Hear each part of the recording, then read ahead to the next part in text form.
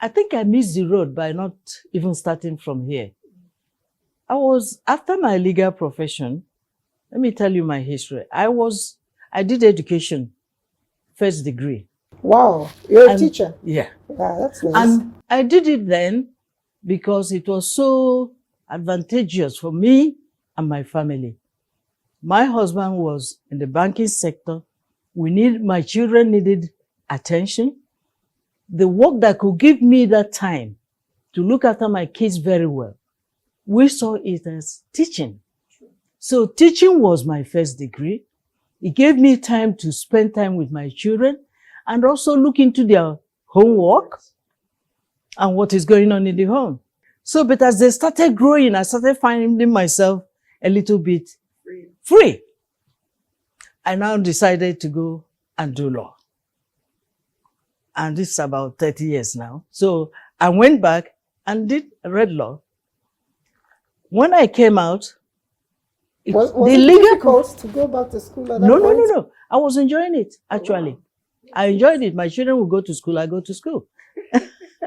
So when I came out, I now found out that the law opened my eyes to a lot of things. And then I had this feeling of helping the downtrodden. And then the widows, of which I lost my mom early. So I knew a lot of widows back home who were going through a lot of things.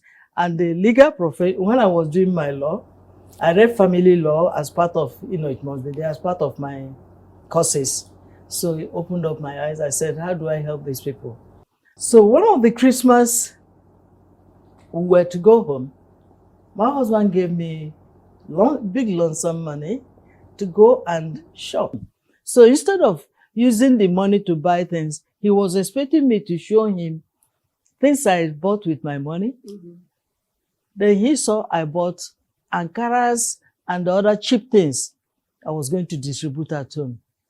He said, oh my God. He didn't tell me immediately. Then after that, he now reinforced me. Then I told him that he said, the best thing you do is to form an NGO so that you have an organization that can take care of that. I said, there you are. I now went and registered WOGI. Meanwhile, I now started doing the NGO work. It was now when I entered the NGO work to help people that I saw that there were so many people really suffering and they needed help. And from seeing so many people suffering, you say, how do I help them more? Because I don't have enough. I said, only a government can come to the rescue of these people. That was how I entered politics. From personal gift, I saw it was not enough. What I have is not enough to take care of my family and those around me. Now, how do I help them to have health care, women, to not come and beg for medicine, money for drug? How do I help the children that want to go to school? How do I help them go to school? How can I stop people going to fetch water from the stream?